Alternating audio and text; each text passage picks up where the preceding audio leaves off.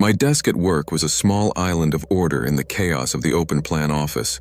Papers stacked neatly, pens aligned, my monitor angled just right to block out the fluorescent glare. I'd been at this job, data analyst for a mid-sized logistics company, for 3 years, and I'd carved out my space with precision. But lately that space felt invaded. Not by clutter or coworkers, but by Carl. Carl was the guy 2 cubicles down, always leaning back in his chair, smirking, tossing off-handed insults disguised as jokes. He'd been promoted to team lead 6 months ago, and since then, my days had become a gauntlet of petty humiliations. He'd assign me last-minute reports with impossible deadlines, critique my work in front of the team, and accidentally delete my files from the shared drive. I never confronted him. I'm not that kind of person. I'd grind my teeth, fix the problem, and move on. But the resentment built, heavy and sour, until it was all I could think about some nights. One evening, alone in my apartment, I hit a breaking point. I was researching data security for a presentation, dry stuff but necessary, when I stumbled across a forum post about the dark web. It was a casual mention, a warning about how easy it was to hire someone to plant digital evidence. The idea hit me like a spark. What if I could get Carl fired? Not just fired, but ruined. Caught with something illegal on his work computer, something undeniable. I knew it was wrong, but the thought lingered, seductive and sharp. I found a site through a Tor browser, buried in a maze of encrypted links. It was called Discrete Solutions, and its homepage was a blank black screen with a single form. Describe your problem. We'll solve it. No details, no prices, just a field for input and an anonymous submit button. I typed out a vague description, someone making my work life unbearable, needing a way to make them stop. My fingers hovered over the submit button, heart pounding. I could picture Carl's smug face crumbling as security escorted him out. But then I thought of the fallout. Police, investigations, the risk of getting caught. I wasn't a criminal. I closed the browser, deleted my Tor history, and shut my laptop. The moment passed, but the guilt didn't. I'd come too close. The first message came the next morning. I was sipping coffee, scrolling through my phone, when an email popped up from an address that was just a string of random characters. No subject, just one line. Thinking about it is the first step. I froze, my mug halfway to my mouth. I deleted it, checked my spam filter, and told myself it was a coincidence. A phishing scam, maybe. But my stomach churned. I hadn't submitted the form. I hadn't told anyone. How could anyone know? That night, I had the first dream. I was in a dark room, no walls, just endless black. A figure sat across from me, its face hidden in shadow. It didn't speak, but I felt its eyes on me, heavy and unblinking. It held a stack of papers, flipping through them slowly, each page marked with my name. I tried to move, to speak, but my body wouldn't obey. The figure's presence was suffocating, like a weight on my chest. I woke up gasping, my sheets soaked with sweat. The clock read 3:17 a.m. I didn't sleep again that night. At work, Carl was his usual self, tossing a snide comment about my outdated spreadsheet formulas during a team meeting. I kept my head down, but my hands shook as I typed. I kept thinking about the email, the dream, the form I hadn't sent. I started checking my phone obsessively, expecting another message. None came, but the silence felt worse, like something building. I stopped eating lunch in the break room, avoiding Carl's orbit. I'd catch him watching me sometimes, his smirk sharper than usual, but he didn't say anything out of the ordinary. The second message came a few days later, this time a text from an unknown number. You can't unthink it. I blocked the number, but my phone buzzed again an hour later from a different one. We see you. I turned it off, unplugged my router, and sat in the dark, listening to the hum of my fridge. I told myself it was a prank, someone's sick idea of a joke. But I couldn't shake the feeling that I'd been seen, not just at work but inside my head. I started sleeping with the lights on, checking the locks on my doors twice before bed. The dreams got worse. The figure was clearer now, though never fully visible, just a silhouette with long, thin fingers that tapped the papers rhythmically. Each tap felt like a pulse in my skull. The papers were longer now, filled with details I hadn't told anyone. My late-night searches, my anger at Carl, the exact words I'd typed into that form. The figure never spoke, but its judgment was palpable, a cold weight that followed me into the day. I'd wake up exhausted, my eyes bloodshot, my apartment smelling faintly of ozone, like something electrical had burned out. I started noticing things out of place. My keys would be on the counter instead of the hook by the door. My laptop, which I always left closed, was open one morning, the screen dark but warm to the touch. I hadn't used it the night before. I checked my browsing history, nothing unusual, but I couldn't shake the feeling that someone had been there. I bought a webcam cover and taped it over the lens. I stopped using my personal laptop for work, sticking to a company-issued one with no admin access. But the messages kept coming. Emails, texts, even a handwritten note slipped under my door that read, "Intent is enough." I burned it in the sink, watching the edges curl and blacken. I confided in my friend Sarah over coffee one weekend. I didn't tell her everything, just that I'd been getting weird messages and wasn't sleeping well. She frowned, asked if I'd pissed off someone at work. I laughed it off, said it was probably just spam, but her question stuck with me. Carl? He didn't seem tech-savvy enough to pull this off, but I couldn't rule it out. He'd always had a knack for getting under my skin. I started watching him more closely, noting how he lingered near my desk, how his conversations with IT seemed to drag on. But he never did anything overt, and I had no proof. I considered quitting, but I needed the job. Rent wasn't cheap, and I had student loans to pay. Instead, I tightened my digital security, new passwords, two-factor authentication, a fresh VPN. I avoided the dark web entirely, deleted every trace of my research. But the dreams didn't stop. The figure started leaving the papers on the table, its fingers brushing mine as it walked away. I'd wake up with a jolt, my hands tingling, the room too quiet. I started keeping a knife under my pillow, though I didn't know what I'd do with it. The idea of confronting something, someone, felt absurd, but I couldn't sit still anymore. One night, I found a new email waiting for me. "You're not innocent." Attached was a photo of my apartment building, taken from the street at night. My window was lit up, a blurry silhouette of me at my desk. I moved the next day. I didn't tell my landlord why, just paid the penalty and found a new place across town, a cramped studio with bars on the windows. I didn't give my new address to anyone except Sarah and my boss. I bought a new phone, changed my email, and stopped using social media. The messages stopped, but the dreams didn't. In the new place, I set up a motion sensor camera by the door. It caught nothing but me coming and going, but I checked the footage every morning, my coffee going cold as I scrubbed through hours of silence. The dreams grew more vivid. The figure was closer now, its breath hot against my neck, whispering words I couldn't make out. I'd wake up with my heart racing, the air in my room thick with that same ozone smell. I stopped drinking coffee. It made me too jumpy.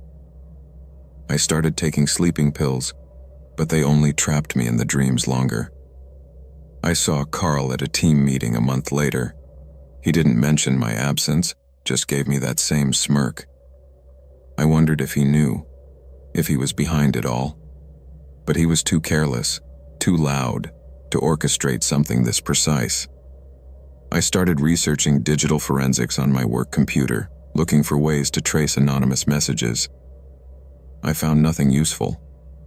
The messages had stopped, but the weight of them lingered, like a bruise that wouldn't heal. I kept working, kept living, but I was always looking over my shoulder, waiting for the next one. Sometimes I'd wake up to the sound of my own breathing, too loud in the dark. I checked the camera, the locks, my phone. Nothing was ever there. But last week, I found a new file on my work computer, buried in a folder I rarely used. It was a text document, just one line. "We're still watching." I deleted it, wiped the drive, and reported it to a T as a virus. They found nothing. I didn't tell them about the dreams, the figure, the papers.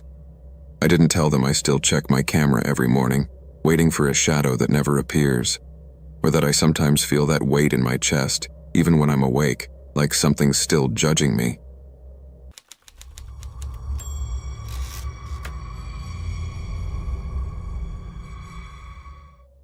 The rain tapped a steady rhythm on my apartment window, blurring the neon glow of the Brooklyn street below.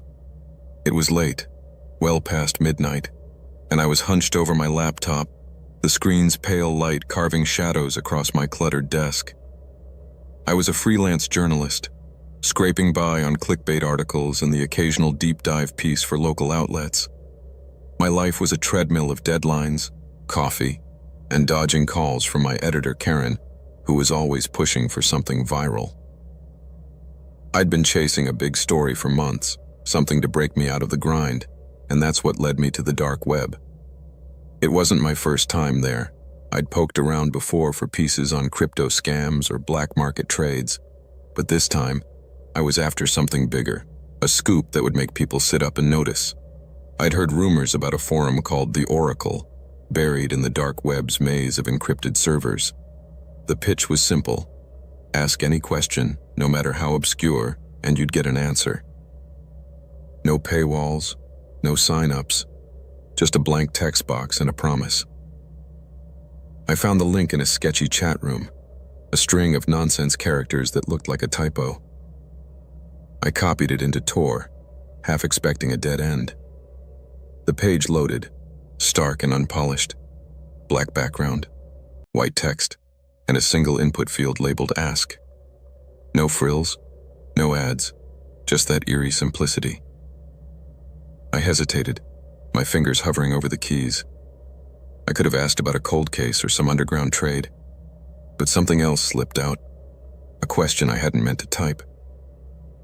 What happened to my brother in the summer of 1998? I froze, staring at the words. I hadn't thought about Ethan in years, not consciously. He was 9 when he vanished from our backyard in upstate New York, a sunny afternoon that ended with police lights and my parents' faces crumpling. I was 11, old enough to feel the weight of it. The cops never found him, and the case went cold, leaving a hole in our family that we filled with silence. I never told anyone about it. Not my editor, not my friends, not even my therapist when I could afford one. It was buried, locked away in a corner of my mind I didn't touch. But there it was, typed out, my cursor blinking like a heartbeat. I hit enter before I could second-guess myself. The screen went blank, then reloaded with a response. It wasn't a paragraph or a vague hint. It was a page of text, precise and clinical, like a police report. It described Ethan's striped t-shirt, the one he was wearing that day, down to the faded blue collar. It listed the time he went missing, 3:17 p.m., and the exact spot in the yard where he'd been playing with a plastic shovel. It mentioned the neighbor's dog barking, a detail I'd forgotten until that moment. Then it got worse. It described a man, tall, in a gray jacket, leading Ethan through the woods behind our house. It named a trail I'd never heard of, one that wasn't on any map I knew. It even noted the smell of pine and damp earth, the way the light slanted through the trees. My hands shook as I scrolled, the words blurring. This wasn't public record. I'd checked every file, every article, years ago. No one knew these details, not even me. I slammed the laptop shut, my breath ragged. The rain outside sounded louder, like it was pressing against the glass. I told myself it was a prank, some hacker who dug up my past and weaponized it. But how? I'd never shared Ethan's story online, never posted about it, never even searched his name after the first few years. My apartment felt too small, the air too thick. I checked the locks, the windows, the deadbolt I'd installed after a break-in scare last year. Everything was secure, but I couldn't shake the feeling that I'd opened a door I couldn't close. I didn't sleep that night. I sat on the couch, the laptop untouched on the desk, my phone off.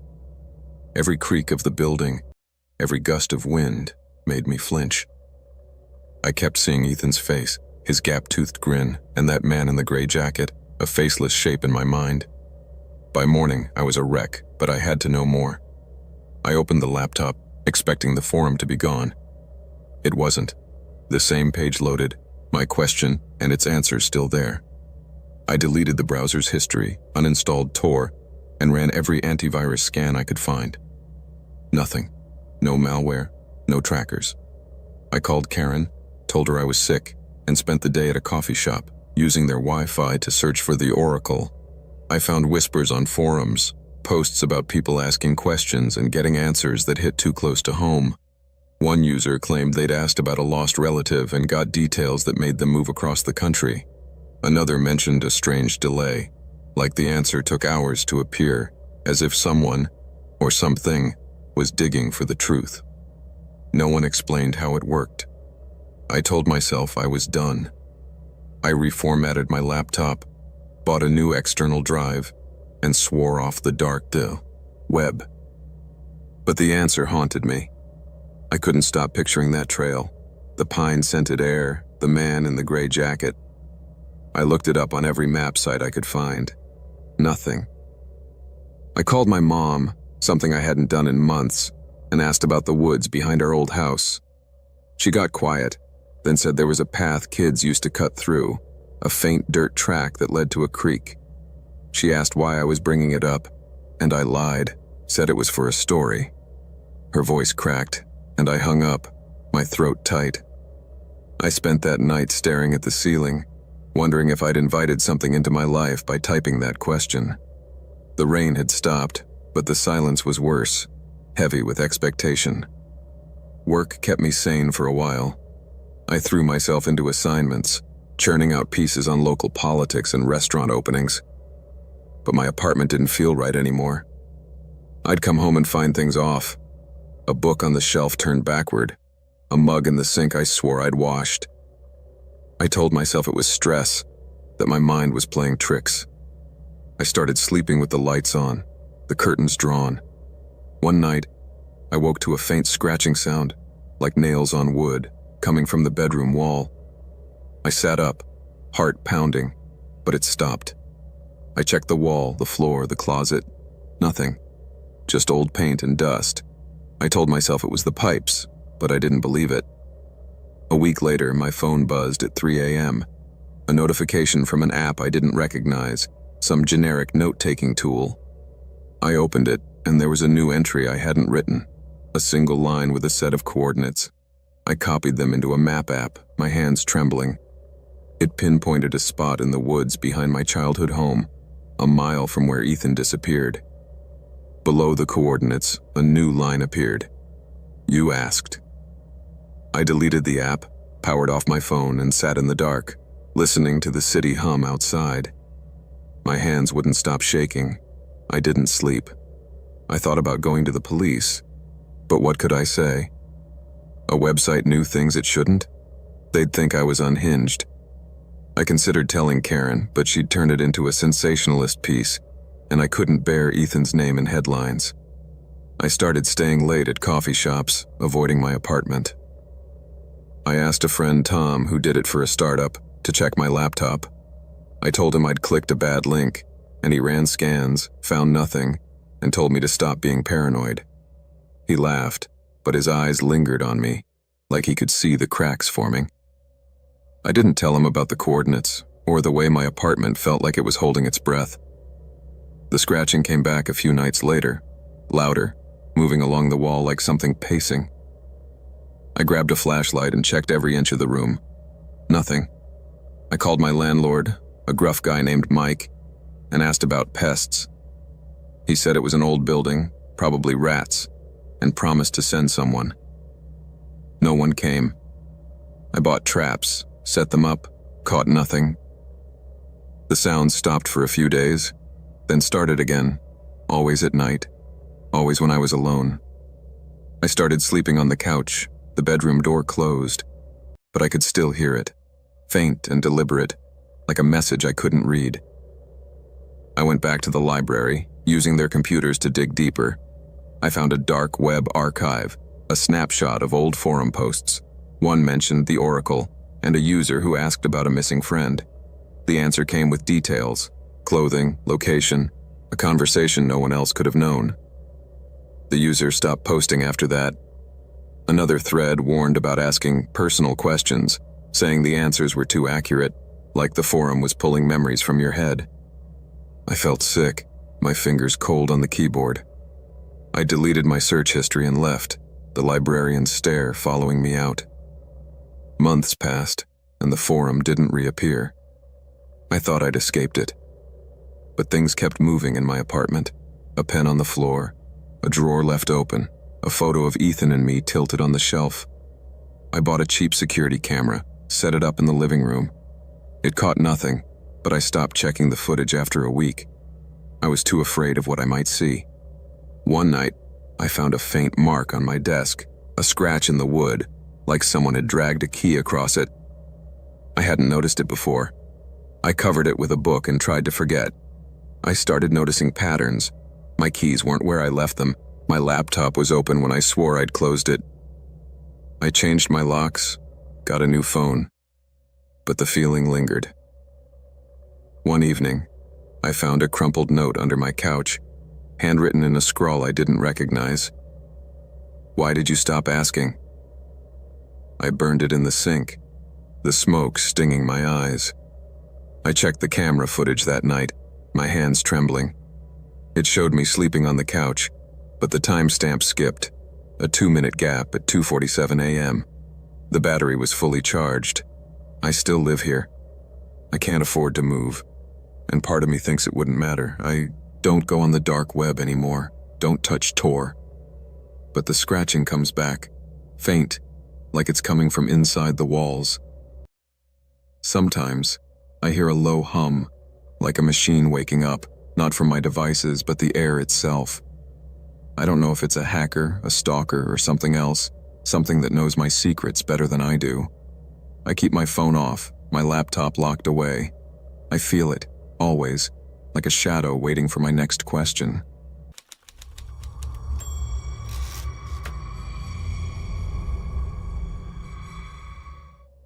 The faint glow of my laptop screen cut through the dimness of my living room, painting the walls with a cold, bluish tint. It was well past midnight, and the apartment was still, save for the occasional groan of the radiator. I was deep in a dark web rabbit hole, clicking through links on a whim. I wasn't a tech wizard or some thrill junkie, just a 29-year-old data entry clerk who'd grown too comfortable with late-night boredom. My life was a loop of work, takeout, and scrolling, stuck in a cramped apartment in a part of town where the streetlights flickered more than they shone. The dark web was a distraction, a way to feel like I was touching something hidden, even if it was just cryptic forums and sketchy marketplaces. That night, I found a link in a dead-end thread about unlisted streams. It was a jumble of characters, the kind of URL that looks like it was spat out by a broken algorithm. I pasted it into Tor, expecting nothing. A broken page, maybe a scam. Instead, a video feed loaded, grainy and low-res, with a timestamp ticking in the corner. My chest tightened as the image sharpened. It was my bedroom. The angle was odd, like a camera wedged near the baseboard by the door, showing the sagging mattress, the cluttered nightstand, and the thrift store lamp I'd never bothered to fix. I was in the living room, but the feed was live, the seconds counting up in real time. I leaned closer, my breath shallow. I didn't own a webcam, and I'd never seen a camera in that spot. My first thought was a prank. Maybe a hacker had pulled an old feed from a previous tenant or faked a room that looked like mine. I stood, crossed the hall, and peered into the bedroom. Empty. The same mess as always, but no camera, no wires. Back at the laptop, I waved my hand, half expecting to see it on the screen. Nothing. The room and the feed stayed still. just my stuff under that eerie, low-angle glow. Then I saw it. A figure, faint and smudged, like a shadow with too much shape, appeared in the feed. It was kneeling by the nightstand, its head bowed, hair hanging loose. It didn't move, didn't breathe, just sat there, a pale blur in a long coat or dress. I checked the room again, heart hammering. Nothing. The door was locked, the windows latched. I clicked to close the browser, and my laptop let out a shrill, wailing screech, like a microphone feeding back through a bad speaker. It wasn't just loud, it felt alive, vibrating the air around me. I slammed the lid shut, but the sound kept going, piercing my skull until I yanked the power cord. Silence crashed in, heavy and thick. I didn't sleep. I sat on the couch, the laptop dead on the coffee table, my eyes flicking to the bedroom doorway. The apartment felt wrong, like the air was holding its breath. I kept seeing that figure in my mind, its stillness, the way it seemed to belong in the feed but not in my actual room. I told myself it was a hoax, some malware designed to scare idiots like me. But the details, the lamp's crooked shade, the exact pile of clothes, were too perfect. Morning came, gray and sluggish. I opened the laptop, bracing myself. The browser was still on that page, but the feed was gone, replaced by a blank error screen. Relief hit, then faded. Something felt off, like the apartment was watching me. I searched every corner of the bedroom, under the bed, behind the dresser, even the ceiling vent. No camera, no nothing. I called my landlord, a tired woman named Ellen who sounded like she was half asleep. I asked about old security systems, cameras, anything. She said the building was too old for that, told me to stop watching weird movies, and hung up. Work was a fog. I sat at my desk inputting numbers, but my mind was stuck on that feed. During my break, I used the office computer to search for dark web streams. I found scraps, forum posts about hacked webcams, urban legends about ghost feeds. Nothing solid, but enough to make my skin prickle. I thought about asking a coworker, Sarah, who was into tech, but I didn't want to sound paranoid. Instead, I mumbled something about a virus when she asked why I looked so rough. She laughed, told me to run an antivirus, and went back to her coffee. That night, I couldn't resist. I opened the laptop, found the URL in my history, and loaded the page. The feed was back, same angle, same timestamp. My bedroom, empty. Then the figure appeared, kneeling again, but closer to the bed, its head tilted like it was listening. I was in the living room, but seeing it there in my space made my stomach lurch. I tried closing the tab and the wail started again, sharper, like a scream trapped in metal. The figure's head snapped up, facing the camera, its face a featureless smudge. I unplugged the laptop, tore out the battery, and the sound stopped. I couldn't stay there. I grabbed my keys and drove to a 24-hour diner, sitting in a booth with a coffee I didn't drink. My phone was off, my laptop abandoned. I kept thinking about the figure, its sudden movement, like it knew I was watching. I wondered if it was a person, some creep who'd hacked my life, or something else, something I couldn't explain. My apartment, my one safe place, felt like a trap now. The next day, I called in sick and went to a library, using their computers to dig deeper. I found a dark web forum where someone described a feed of their own house, with a blurry figure that wasn't there in real life. The post was old, no replies, just a warning to stop looking. I messaged the user, but the account was dead. I kept searching, finding more stories, none with answers. One mentioned a wailing sound and I felt sick. I had to go back eventually. I bought a cheap camera detector, swept the apartment. Nothing. Locks were fine, windows secure. I opened the laptop and the feed was gone again, just an error page. I exhaled, but the relief was hollow. That night I slept on the couch, the bedroom door shut. At 2 a.m., my phone buzzed, an app I didn't recognize, some generic video player. I opened it, and there was the feed. My bedroom, live. The figure was standing now, by the lamp, its head turned toward the door. I was on the couch, but the sight of it, taller, sharper in the grainy light, made my hands shake. I closed the app, and the wail erupted, so loud my ears rang. I powered off the phone, but the sound lingered, echoing in my head. I thought about telling someone, Sarah, the police, anyone. But what could I say? A ghost in a video feed? I'd sound unhinged. I couldn't afford to move, not with my paycheck. I started crashing at a friend's place when I could, lying about renovations. I asked Sarah to check my laptop, saying it was acting weird. She found nothing, gave me a skeptical look, and told me to stop downloading random apps. I didn't tell her I hadn't downloaded that video player. Weeks went by, and the feed didn't come back. I stopped using Tor, wiped my browser history, taped over my laptop's webcam. But the apartment felt different. A glass would be on the counter when I swore I'd left it in the sink. A shadow would flicker in the corner of my eye. One night I found a faint mark on the bedroom floor, near the door. A scuff, like someone had stood there. I hadn't noticed it before. I'm still here. I can't leave. Not yet. I keep my devices off when I don't need them. But sometimes at night, I hear a faint hum, like static from a broken radio. It's not from my phone or laptop. It's just there, in the walls, the air. I don't know if it's a person, a program, or something else. I don't know if it's watching me or waiting. But I feel it, always, just beyond the edge of what I can see.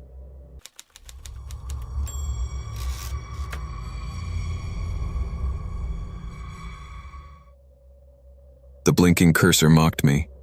Another article on digital subcultures, another deep dive into the obscure corners of the internet. It was my beat at the newspaper, a niche I'd carved out for myself, exploring the fringes where society's anxieties and obsessions manifested online. This time, my editor had suggested I look into the more clandestine aspects, the dark web. I'd always approached these assignments with a detached, journalistic curiosity, a sense of intellectual adventure. That detachment, I would soon discover, was a luxury I could no longer afford. My apartment, usually a haven of quiet productivity, felt different that night. The hum of my old desktop computer, typically a comforting drone, seemed amplified, a low thrum against the stillness. Outside, the usual city symphony of distant sirens and occasional car horns was muted, as if the world beyond my windows held its breath. I was deep into my research, navigating layers of encrypted networks, when I stumbled upon it. A link simply labeled, Live Feed. No description, no context, just those two stark words. My journalistic instincts, honed by years of chasing leads, kicked in. This was exactly the kind of unvarnished, unfiltered content I was seeking. I clicked. The screen flickered, then resolved into an image of a long, dark corridor. It was unsettlingly mundane at first glance. Cracked, peeling paint on the walls, a dingy linoleum floor. But the lighting was what truly unnerved me. It wasn't just dim. It was a series of flickering fluorescent tubes, casting stark, dancing shadows that stretched and contracted with each pulse of light. The effect was nauseating, making the already desolate space feel almost alive, twitching in the gloom. The air of neglect was palpable, even through the screen. The camera, positioned low, began to move slowly forward. It wasn't a smooth, professional tracking shot.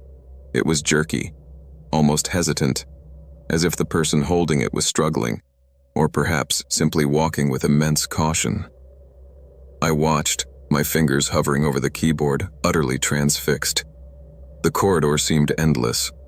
Door after closed door slid past, each one identical, anonymous, their dull surfaces reflecting the erratic light. They looked like standard office doors, the kind you find in any old, sprawling administrative building. No numbers, no names, just a series of identical thresholds leading to unknown spaces. The silence of the stream was profound, heavy. No footsteps, no distant chatter, just the visual pulse of the flickering lights. It was a silence that spoke volumes, a vacuum that invited my own anxieties to fill it. My heart began to beat a little faster, a low throb in my ears that threatened to drown out the faint whir of my computer fan. This wasn't some pre-recorded loop, I instinctively knew. The subtle variations in the flicker, the slight, almost imperceptible shifts in perspective, screamed live to me. After what felt like an eternity, the camera's agonizingly slow progress halted. It stopped directly in front of one of the anonymous doors. My breath caught in my throat. This was it, I thought. The payoff. Something was about to happen. I leaned closer to the screen, my eyes straining to pierce the grainy gloom, my body rigid with anticipation. The flickering light intensified, throwing the door into stark relief. And then, I saw it. It wasn't a person walking past, not a clear figure. It was a blur, a shadow that moved with impossible speed behind the frosted glass panel on the door. It was gone in an instant, a fleeting disruption in the static gloom, but it was undeniably there. A dark, formless mass that darted from one side of the panel to the other, too fast to properly register, too distinct to be merely a trick of the light. My stomach churned. It felt like watching something inhuman, something that didn't obey the laws of physics as I understood them. And then, the second, more chilling realization washed over me. A wave of cold dread that froze me in place. The cracked walls, the flickering lights, the dingy linoleum floor, the generic office doors, it all looked sickeningly familiar. It looked exactly like the fourth-floor corridor of the newspaper building where I worked. The same aged infrastructure, the same neglect in areas that weren't public-facing. My mind raced, trying to find a flaw in the resemblance, a distinguishing feature. But there was none. The chilling familiarity was absolute. My hand shot out, not even thinking, and I slammed my laptop shut.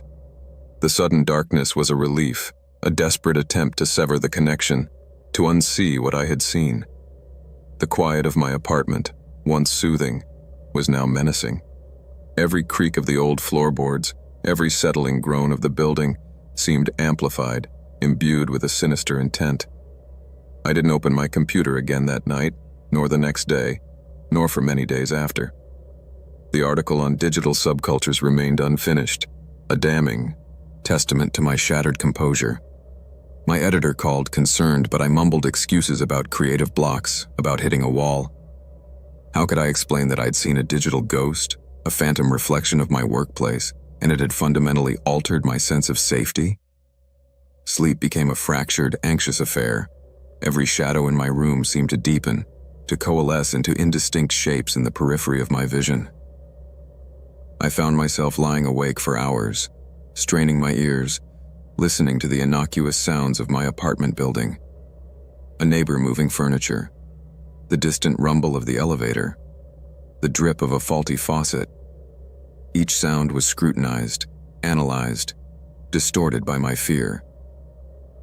Was that the gentle creak of my door opening? Was that a faint scuttling sound from the hallway just outside my apartment?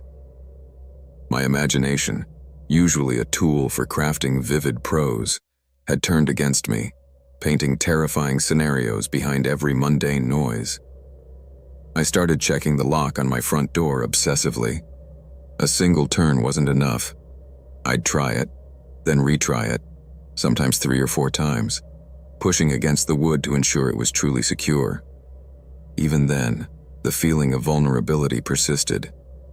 The image of that shadowy blur, darting behind the glass panel, was burned into my mind.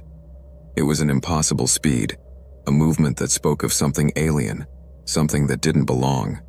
And the fact that it was in a place so intimately familiar, so mundane, made it all the more terrifying. It broke the rules of reality, and that breach had fractured my own sense of security. Work became an ordeal. Walking down the corridors of the newspaper building, especially the dim, less trafficked ones, sent shivers down my spine. The flickering fluorescent lights, once merely an annoyance, now felt like a spotlight on my fear, illuminating every crack in the walls, every dent in the doors.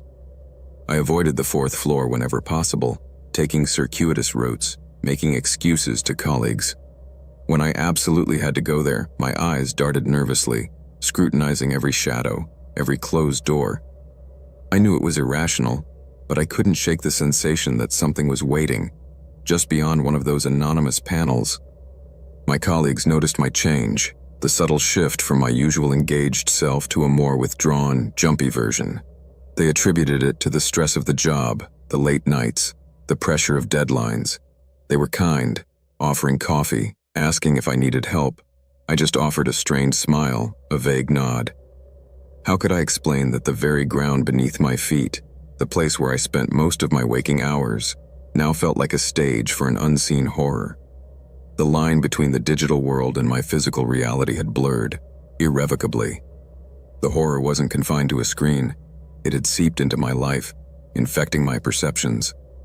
I'd stand in my kitchen, making a late-night snack, and the faint reflections in the window would momentarily morph into the familiar flicker of those corridor lights. My own home, once my sanctuary, now felt like a fragile barrier against an encroaching dread. The rational part of my brain, the journalist, desperately sought answers. Was it a prank? A highly elaborate setup by some twisted individual or group? But the sheer cold terror I felt, the inexplicable familiarity of the corridor, defied simple explanation. It felt too personal, too precise to be random. I still work at the newspaper. I still write about digital subcultures, though my passion for it has dulled, replaced by a cautious trepidation. I try to avoid the dark web, but the memory, the haunting image of that flickering corridor and the impossible shadow, is always there, lurking in the recesses of my mind. And every night, before I turn out the lights, I listen. I listen to every creak, every groan, every whisper of the wind outside. And I can't help but wonder, with a cold knot in my stomach, what, if anything, might be waiting just on the other side of my door. The silence in my apartment is never truly silent anymore.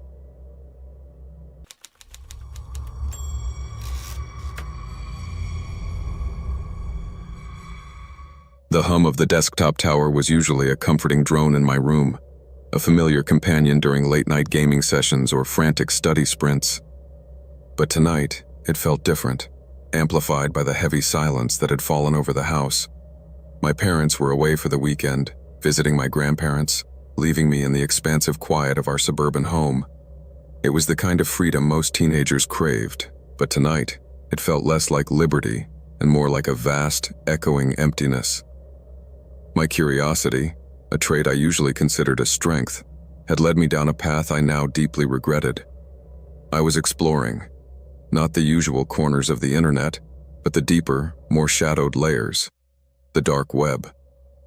I'd set up my secure network, followed all the cautionary guides, convinced myself I was being smart, untouchable. Just looking, I'd promised myself. Just satisfying a morbid curiosity about the world beyond the filtered, sanitized surface. The screen glowed with the stark, anonymous interfaces of onion sites, a stark contrast to the colorful vibrancy of the regular web. The air in my room, usually filled with the scent of old books and stale pizza, seemed to carry a faint metallic tang, like old electronics. I'd stumbled upon a forum dedicated to urban exploration, a niche community fascinated by abandoned places, hospitals, asylums, old schools, derelict factories. I scrolled through blurry photos, a mix of genuine architectural decay and unsettling graffiti. It was fascinating, a glimpse into forgotten histories. Then, a link caught my eye, a compressed file labeled only as collections. My fingers, guided by that insatiable curiosity, clicked to download it. The file transferred quickly, a small, insidious package arriving on my desktop. I double-clicked, and a folder popped open, filled with hundreds of images. Most were standard fare, crumbling brick, shattered windows, peeling paint. But as I scrolled, a specific series of photos began to emerge. They depicted a single long, dark hallway. It looked like a hospital, or maybe an old sanatorium. Fluorescent lights hung precariously from the ceiling, some flickering, some dead. On either side, heavy, identical doors, each with a faded, numbered plaque. The air in these photos seemed thick with dust and neglect, almost palpable. The photos progressed, moving slowly down the length of the corridor. Each image was taken from slightly closer, a meticulous, unsettling journey deeper into the unknown. The perspective never changed, as if the photographer was walking a straight, unswerving path. The details of the hallway became clearer: a smear on the wall, a loose tile on the floor, the peeling paint around the door frames. The silence of my room felt heavier, pressing in as I focused on these digital breadcrumbs, and then I saw it. In the last photo of the series, at the very end of the hallway, in the deepest part of the shadows, almost swallowed by the gloom emanating from what looked like an open door, there was a figure. It was blurry, indistinct, shrouded in shadow, almost like a smudge on the old lens. But it was undeniably there, and its posture. It was facing me, or rather, facing the camera. It seemed to be looking directly out of the photo, directly at me. The eyes, though indistinct, seemed to bore into mine, even through the screen. A cold shock, sharp and immediate, jolted through me. My breath hitched in my throat. My heart hammered against my ribs, a frantic drumbeat against the silence of my room. My blood ran cold, a sudden icy rush. It wasn't just a blurred shape. There was a sense of depth, of eyes, of an almost human form emerging from the darkness. My hand, trembling violently, hovered over the mouse. My rational mind, the one that usually dissected complex code and logical arguments, screamed at me. It's just a smudge, a trick of light, an illusion. But the primal part of my brain, the one that screamed danger, was already taking over. The hair on my arm stood on end. My stomach clenched, a sickening knot. I clicked the delete button hard. The file vanished, sent to the digital abyss of the recycle bin. Then, with a frantic urgency, I clicked again, confirming the permanent deletion. Gone. Vanished. As if it had never existed. My fingers were slick with sweat. My next move was almost instinctive. I slammed the laptop lid shut, plunging my room into semi-darkness.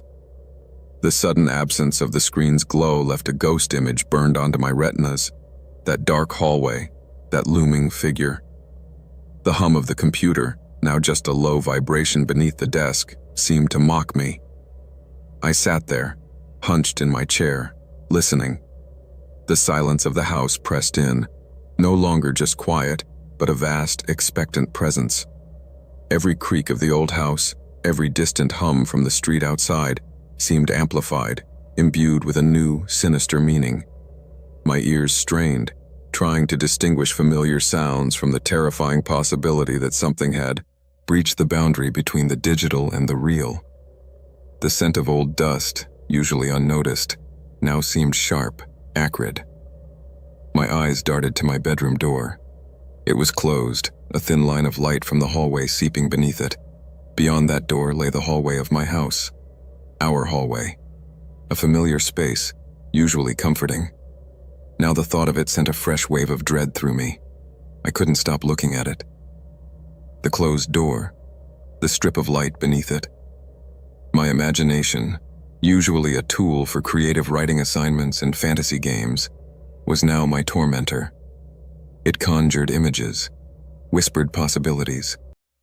What if that figure, that blurry, shadowed shape from the photograph, was no longer confined to the digital realm? What if it had found a way out? I stood up, slowly, my muscles stiff, my bare feet cold against the wooden floor. I needed to check, to confirm, to prove to myself that this was just a trick of my mind, a result of too much screen time and an overactive imagination. I walked to the door, my steps slow, deliberate. Each one felt heavy, weighted with unspoken dread. My hand, clammy with sweat, reached for the doorknob. It was cold. I turned it, the soft click echoing loudly in the stillness. I pulled the door open, just a crack at first. The hallway stretched before me, illuminated by the dim nightlight my mom insisted on keeping on. Our hallway, the familiar coat rack, the framed family photos, the small table with the decorative bowl. All mundane, all normal. But as my eyes scanned the familiar space, a profound sense of being watched washed over me, chilling me to the bone. It was an oppressive weight, a gaze that felt almost physical, pressing on the back of my neck. It wasn't the kind of observation from a security camera, a dispassionate lens. This was personal. This was sentient. It felt like something was standing just beyond my line of sight, in the shadows at the end of my hallway, observing my terror, enjoying my discomfort. My entire body prickled with an unshakable certainty. I was not alone. Every rational thought abandoned me. I didn't care about the dark web anymore. I didn't care about my curiosity. All I wanted was to feel safe. I slammed the door shut, the resounding thud echoing through the quiet house. My heart hammered against my ribs, a frantic drumbeat against the oppressive silence. I backed away from the door, stumbling backward until I hit my bed. I sank onto the mattress, pulling my knees up to my chest, my eyes wide and bloodshot, fixed on that closed door. The room felt smaller, the walls pressing in.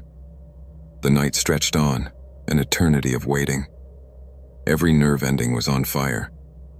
I didn't dare turn on the light, preferring the dimness, the comforting blanket of shadows, to the stark illumination that might reveal something I wasn't ready to see. I listened, straining my ears for any sound, any movement from beyond the door. A creak of the floorboards, a whisper, a shuffle. But there was nothing. Only the suffocating quiet and the frantic drumming of my own heart. I even pulled my blanket up to my chin, as if its thin fabric could somehow protect me. I found myself staring at the closed door, imagining the numbered doors of the abandoned hospital superimposed over my own. Was it this door, or the one at the end of the hall leading to the bathroom? The figure. It had been at the end of the hall. My hall ended at the bathroom.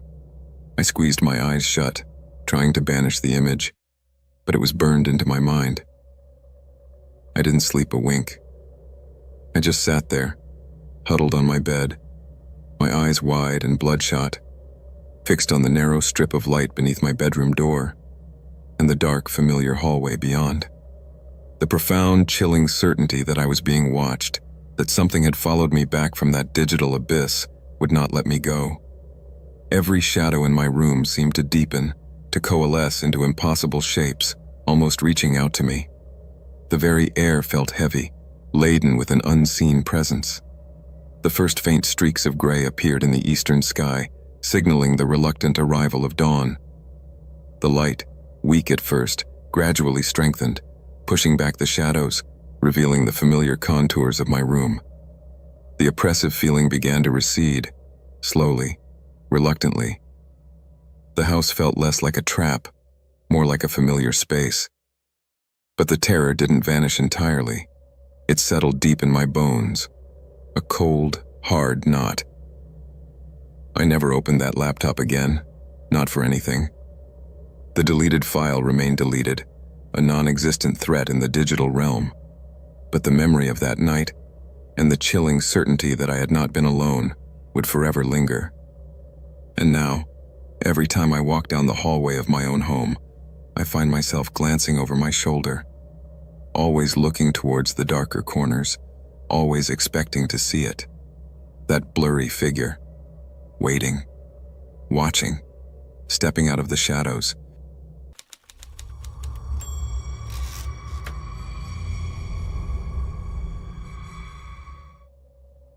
The blue light of my monitor was the only illumination in my apartment, casting long, shifting shadows across the walls.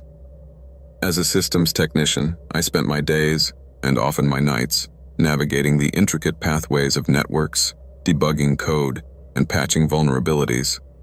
My apartment, a small space in a quiet building, was usually a place of comfortable solitude. But tonight, the silence felt different. It was the kind of quiet that pressed in on you, heavy and expectant, almost as if it were listening, My curiosity, a professional hazard more than a personal flaw, had led me down a rabbit hole I should have avoided. I'd been delving into the deeper, less traveled corners of the internet, testing a secure connection, always with the self-justification of understanding new threats. This time I'd found a particularly intriguing link on a hidden forum, a promise of live access to public security cameras. Not the usual street cams or traffic monitors, but something more private. Something that felt illicit, even to me. I clicked the link. After a moment of buffering, a new window popped up, displaying a grainy, low-light feed. It was an office. Empty, or so it seemed. Desks were cluttered with half-finished papers, stray coffee mugs, and dormant monitors. The overhead fluorescent lights flickered intermittently, casting a sickly yellow glow that made the shadows dance. It looked like any generic corporate office, abandoned for the night. The stillness was profound, broken only by the faint whir of my computer's fan. The air in my room felt strangely colder, despite the warmth of my laptop on my lap. I was acutely aware of the building's faint creaks, the distant hum of traffic on the city streets outside. My technical brain immediately started analyzing the feed. Frame rate, resolution, IP address. It was a genuine live stream, not a loop. I leaned closer to the screen, my fingers hovering over the keyboard. Interesting. I clicked through a few more camera options, seeing different angles of the same deserted space. A break room, a server closet, another section of cubicles. All empty, all eerily still. The silence of my own apartment suddenly felt too deep, too profound. I returned to the first feed, the wide shot of the main office floor. My eyes, accustomed to scanning lines of code for anomalies, now scanned the mundane details of the deserted office. A half-eaten granola bar on a desk, a chair slightly askew, the faint reflection of a street lamp in a far window. Then I saw it. A chair, at a cubicle near the back, facing away from the camera. It shifted, just a fraction of an inch. A slow, almost imperceptible scrape against the carpet, as if someone had just pushed it back from the desk. My breath hitched in my throat. My heart, which had been beating with the steady rhythm of detached observation, gave a sudden, hard lurch against my ribs. Disbelief warred with a creeping sense of unease. I immediately replayed the last few seconds of the feed, frame by frame. No one. The cubicle was empty. The entire office was empty, yet the chair had moved. My rational mind, the one that debugged complex systems and identified logical flaws, immediately sought explanations. A building settling? A draft? A glitch in the camera feed? A dropped frame creating the illusion of movement? But the shift had been too fluid, too natural for a simple pixel artifact. It looked like someone had been sitting there and just stood up. The cold knot of dread tightened in my stomach. Despite the logical arguments, a cold knot of dread began to form in my stomach. The air in my apartment felt heavy, thick. My hands, trembling slightly, reached for my own coffee mug, its ceramic cool against my clammy palm. I took a slow, deliberate sip, trying to ground myself. The coffee tasted like ash. My gaze kept drifting from the screen to the dark corners of my own room. I watched the screen, my gaze fixed on that chair. It remained still, unmoving. The fluorescent lights above it continued their weary flicker. The silence of the empty office on my screen felt profound, echoing the unnerving quiet of my own apartment. I scrolled to another camera feed, a different part of the office. This one showed a long conference room, its polished table reflecting the dim overhead lights. A large window occupied most of the far wall, looking out onto a dark, indistinct cityscape. Rain streaked the glass, blurring the urban glow. As my eyes adjusted to the new angle, I saw it. In the reflection on the window, a figure. It was indistinct, a deeper shadow against the already dark reflection of the room, almost transparent. But it was there, standing perfectly still. Its outline was humanoid, vaguely tall, slender, and it was facing the window, which meant it was facing the camera. which meant it was facing me. The eyes, though indistinct, seemed to bore into mine, even through the grainy feed. It was a silent stare, an unblinking gaze from within the confines of the deserted office. My blood ran cold. My entire body stiffened, every muscle locked. My breath caught in my throat. This wasn't a glitch. This wasn't a trick of light. This was a presence, an unmoving, silent observer, and it was there, in the empty office, looking out. My hand flew to my mouth, stifling a gasp. The sheer impossibility of it paralyzed me. The camera feed showed an empty room. The chair had moved. And now this reflection. It defied all logic, all the rules of reality I knew. Every rational thought abandoned me. I didn't care about the dark web anymore. I didn't care about security vulnerabilities or network protocols. All I wanted was for it to be gone, to unsee what I had seen. With a surge of adrenaline, I slammed my laptop shut, the sudden darkness plunging my apartment into near-total blackness. The click of the lid echoed like a gunshot in the oppressive silence. I fumbled for the power button on the desktop tower, pressing it down hard. The comforting hum of the fan died. The faint blue light vanished. The apartment was now completely dark. The only light, the faint glow of the city filtering through my own window. I stumbled out of my chair, my legs wobbly beneath me. My mind was screaming, a chaotic mix of fear and disbelief. That reflection, that still, dark figure. It was burned into my mind, an indelible image. I found myself staring at my own apartment window.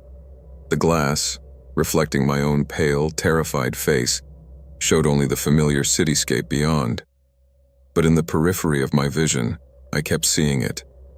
A deeper shadow, a still figure, just beyond my own reflection.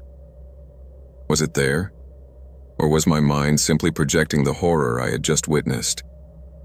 The faint scent of ozone, like after a storm, lingered in the air. I backed away from the window, stumbling until I hit the wall.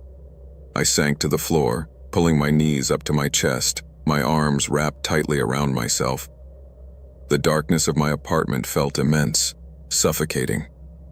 Every creak of the building, every distant siren seemed to speak of unseen presences, of things lurking just beyond sight. The silence was not empty. It was filled with the frantic drumming of my heart and the imagined whisper of unseen eyes. The night stretched on, an eternity of waiting. Every nerve ending was on fire. I didn't dare turn on the light, preferring the dimness, the comforting blanket of shadows, to the stark illumination that might reveal something I wasn't ready to see. I listened, straining my ears for any sound, any movement, a whisper, a shuffle, but there was nothing. Only the suffocating quiet and the frantic drumming of my own heart. I even pulled my blanket up to my chin, as if its thin fabric could somehow protect me from a purely visual threat. I found myself staring at the closed door to my bedroom, then to the unlit hallway beyond. My apartment, usually a haven of routine and predictability, suddenly felt different, unfamiliar. Every shadow in my room seemed to deepen, to coalesce into impossible shapes, almost reaching out to me. The very air felt heavy, laden with an unseen presence. I closed my eyes tightly, pressing my palms into them, trying to erase the image, but it was useless. It was etched there, behind my eyelids, a constant, chilling reminder. I didn't sleep a wink. I just sat there, huddled on the floor, my eyes wide and bloodshot, fixed on the dark, reflective surface of my unlit monitor. The profound, chilling certainty that I was being watched, that something had followed me back from that digital abyss, would not let me go. My home, my sanctuary, suddenly felt utterly permeable, exposed. The first faint streaks of gray appeared in the eastern sky, signaling the reluctant arrival of dawn. The light, weak at first, gradually strengthened, pushing back the shadows, revealing the familiar contours of my room. The oppressive feeling began to recede, slowly, reluctantly. My apartment felt less like a trap, more like a familiar space. But the terror didn't vanish entirely. It settled deep in my bones, a cold, hard knot, a permanent scar on my psyche. I never reinstalled that browser. I scrubbed my system, reinstalled my OS, did everything I could to erase any trace of that night. But the image of that reflection, the still, silent figure in the empty office, continued to haunt me. And now, every time I look into a dark window, every time I catch my own reflection in the glass, I find myself looking for it, that deeper shadow, that unmoving figure, just beyond my own image, watching, waiting. And I'm left to wonder, with a chilling certainty, if I was truly alone in my apartment that night, or if something had somehow crossed the digital divide and slipped into my world.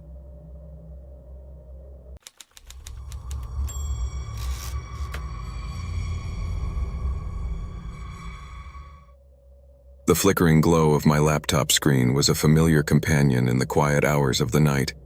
As a freelance journalist, chasing down leads often meant venturing into less conventional corners of the internet. Tonight, my curiosity, spurred by hushed rumors on obscure forums, had led me to the dark web, a labyrinth of hidden sites promising anonymity and sometimes illicit thrills. I was investigating whispers of illegal live transmissions, the kind of disturbing content that could be a huge story if proven real. My apartment, usually a haven of focused work, felt strangely still, the air thick with anticipation.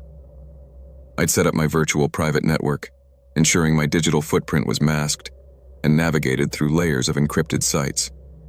The interface was stark, minimalist, a stark contrast to the glossy, ad-laden surface web. After some digging, I found a link, deceptively simple, labeled stream07.move. My fingers, guided by that journalistic imperative, clicked. The screen loaded, displaying a live feed. It was a room. Not a high-tech studio or a bustling office, but a small, desolate space with dirty, peeling walls. The lighting was dim, a single bare bulb casting harsh shadows. In the center, a chair lay toppled on its side. It looked like a basement, or perhaps a neglected storage room. The air in my own apartment suddenly felt heavy, chilled, despite the comfortable temperature. I was acutely aware of the building's faint creaks, the distant hum of traffic on the city streets outside. A thin, almost metallic smell, like old damp concrete, seemed to emanate from the screen. My professional detachment kicked in. I started analyzing the feed. Grainy resolution, but clearly live.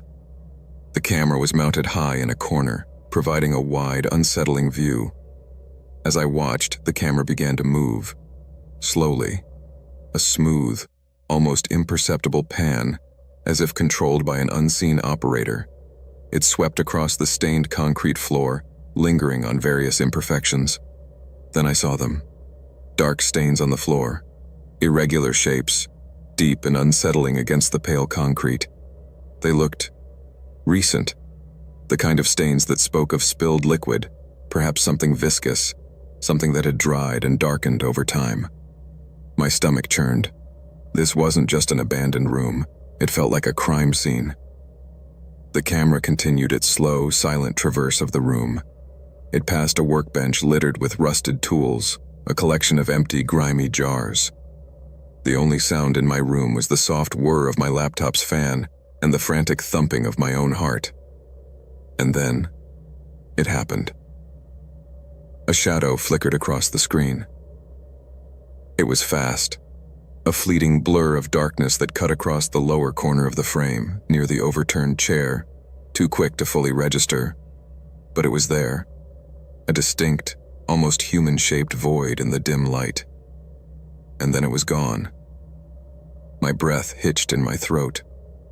My hands, clammy with sweat, froze on the keyboard. I immediately replayed the last few seconds of the feed, frame by frame. Slow motion. There it was. A fleeting, indistinct darkness.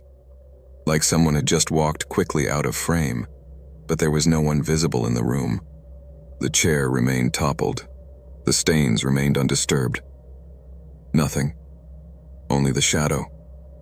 My rational mind, trained to dissect evidence and seek logical conclusions, screamed at me. A glitch. A dust mote catching the light. A trick of the low resolution. But the primal part of my brain, the one that screamed danger, was already taking over. My skin crawled. The air in my apartment felt impossibly cold. Despite my attempts at logic, a cold knot of dread began to form in my stomach. I took a shaky breath, the air feeling thin and metallic. My gaze remained fixed on the screen, on that desolate room, the faint trace of that fleeting shadow. I told myself it was just my imagination, fueled by the nature of the content I was seeking. But the certainty that I had seen something that shouldn't have been there, gnawed at me. Then, a new, far more unsettling realization struck me. My eyes swept across the details of the room on the screen. The low ceiling, just barely clearing the top of the camera's view. The rough, unfinished concrete floor. The way the pipes ran along the ceiling, exposed and grimy. The single bare light bulb. The small, elevated window near the ceiling, just a sliver of darkness showing beyond. A profound, chilling wave of recognition washed over me. The room on the screen. It looked exactly like my own basement. Not just similar, almost identical. The same configuration of pipes, the same low ceiling, the same kind of rough, stained concrete. The exact placement of the single exposed light bulb. Even the way the window was positioned, high up, barely visible from the camera's angle. My own basement was old, unfinished, a place I rarely ventured into, used mostly for storage. But its image, its very structure, was seared into my mind. My blood ran cold. My entire body stiffened, every muscle locked. My breath caught in my throat. The logical impossibility of it, the horrifying coincidence, was too much to bear. This wasn't some random abandoned room. This wasn't just a chilling feed from a forgotten place. This felt personal, disturbingly, terrifyingly personal. Every rational thought abandoned me. I didn't care about the story anymore. I didn't care about illegal transmissions or journalistic scoops. All I wanted was to disconnect, to erase it, to unsee what I had seen. With a surge of adrenaline, I slammed my laptop shut, the sudden darkness plunging my apartment into near-total blackness. The click of the lid echoed like a gunshot in the oppressive silence. I ripped the Ethernet cable from the wall, severing the connection, then fumbled with the power button, shutting down my desktop tower with a desperate urgency. The comforting hum died. The faint blue light vanished. My apartment was now completely dark, the only illumination the faint glow of distant city lights filtering through my living room window. I stumbled out of my chair, my legs wobbly beneath me. My mind was screaming, a chaotic mix of fear and disbelief. That room, that shadow, that chilling resemblance. It was burned into my mind, an indelible image. I found myself staring at the floorboards of my apartment. Just below them, directly beneath my feet, was my basement. That dark, cold, neglected space. The space that looked exactly like the room on the screen. The space where that shadowy figure had flickered. A wave of nausea washed over me. Could it be that this wasn't just a random feed? That someone was, somehow, broadcasting from my own house? The thought was absurd, impossible. Yet the undeniable visual evidence screamed otherwise. I backed away from the floor, stumbling until I hit the wall. I sank to the floor, pulling my knees up to my chest, my arms wrapped tightly around myself. The darkness of my apartment felt immense, suffocating. Every creak of the building, every distant siren, seemed to speak of unseen presences, of things lurking just beyond sight. The silence was not empty. It was filled with the frantic drumming of my heart and the imagined whisper of unseen eyes. I swore I could feel a cold draft rising from the floorboards. The night stretched on, an eternity of waiting. Every nerve ending was on fire. I didn't dare turn on the light, preferring the dimness, the comforting blanket of shadows, to the stark illumination that might reveal something I wasn't ready to see. I listened, straining my ears for any sound, any movement from below. A muffled scrape, a faint whisper, but there was nothing. Only the suffocating quiet and the frantic drumming of my own heart. I even pulled my blanket up to my chin, as if its thin fabric could somehow protect me from a purely visual threat. I found myself staring at the floor, imagining the concrete walls, the overturned chair, the dark stains. Was it still down there? That shadowy thing? Was it still flickering in the dim light? Or had it moved? Was it slowly, silently, making its way up the basement stairs, towards me? The very thought sent a fresh wave of terror through me, a cold sweat breaking out on my skin. I squeezed my eyes shut, pressing my palms into them, trying to erase the image, but it was useless. It was etched there, behind my eyelids, a constant chilling reminder. The smell of dust and damp earth, usually absent in my clean apartment, seemed to fill my nostrils. I could almost feel the rough texture of the dirty walls against my skin, hear the faint drip of water. I didn't sleep a wink. I just sat there, huddled on the floor, my eyes wide and bloodshot, fixed on the invisible boundary between my living space and the dark void below. The profound, chilling certainty that I was being watched, that something had infiltrated my home, would not let me go. Every shadow in my room seemed to deepen, to coalesce into impossible shapes, almost reaching out to me. My apartment, my sanctuary, suddenly felt utterly permeable, exposed. The first faint streaks of gray appeared in the eastern sky, signaling the reluctant arrival of dawn. The light, weak at first, gradually strengthened, pushing back the shadows, revealing the familiar contours of my room. The oppressive feeling began to recede, slowly, reluctantly. My apartment felt less like a trap, more like a familiar space. But the terror didn't vanish entirely. It settled deep in my bones, a cold, hard knot, a permanent scar on my psyche. I never reinstalled that browser. I scrubbed my system, reinstalled my OS, did everything I could to erase any trace of that night. But the image of that room, the overturned chair, the dark stains, and that fleeting shadow continued to haunt me. And now, I avoid the basement. I found every excuse imaginable to stay away from those creaky wooden steps, from that heavy, uninviting door. Weeks have passed and I haven't been down there. Every time I walk past the basement door, I find myself listening for any sound, any movement, and wondering, with a chilling certainty, if it's still down there, lurking in the shadows, waiting for me to open the door and step into its domain, or worse, if it has already found its way out.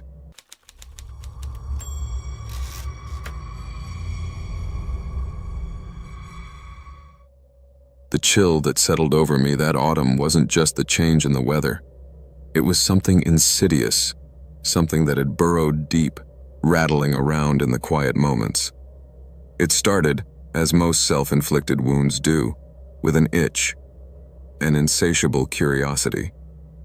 I was a second-year computer science student, and a cybersecurity project had me delving into the internet's murky underbelly, the so-called dark web. My initial forays were academic, clinical even, but then the rabbit hole deepened. I'd always been the logical one, the person who sought out explanations, who thrived on data and quantifiable facts. This, whatever this was, defied all my established frameworks. It was an anomaly, a glitch in the matrix of my carefully constructed reality. I remember the hum of my laptop, the faint glow of the screen illuminating my face in the otherwise darkened room. It was late, past midnight, and the only sounds were the distant city murmur and the rhythmic tap of my fingers on the keyboard. I'd stumbled upon forums, hidden marketplaces, all the digital detritus you read about but rarely encounter firsthand. The sheer volume of illicit information was overwhelming, a testament to humanity's darker impulses. And then, there it was, an unassumingly titled link, just a string of characters in a sea of them, promising a live stream. My cynical programmer's mind assumed it was some kind of elaborate phishing scam, or perhaps just an empty page. Still, a morbid fascination tugged at me, a desire to see what depravity might lie beyond the veil of anonymity. I clicked. The stream buffered for a moment, then flickered to life. The image that resolved on my screen was disorienting. It was clearly the interior of a house, but not one I recognized. The perspective was low, as if the camera was resting on the floor or a very short tripod. The room was a mess, truly a chaotic disaster. Furniture, a couch, a couple of armchairs, was overturned, cushions askew, like a child's tantrum writ large.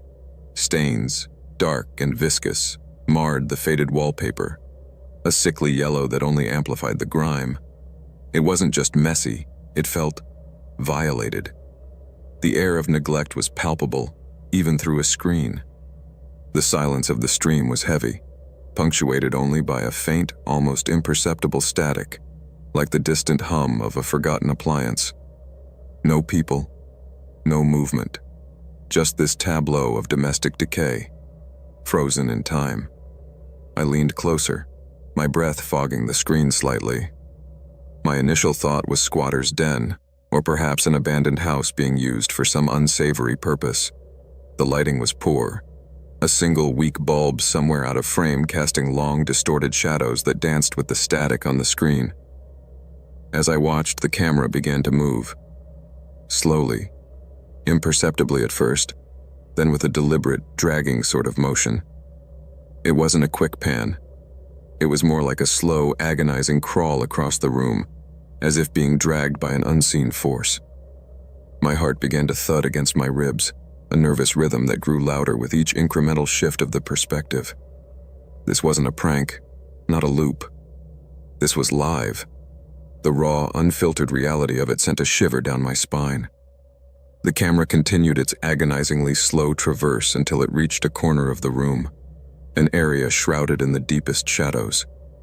And there, almost swallowed by the gloom, was a figure.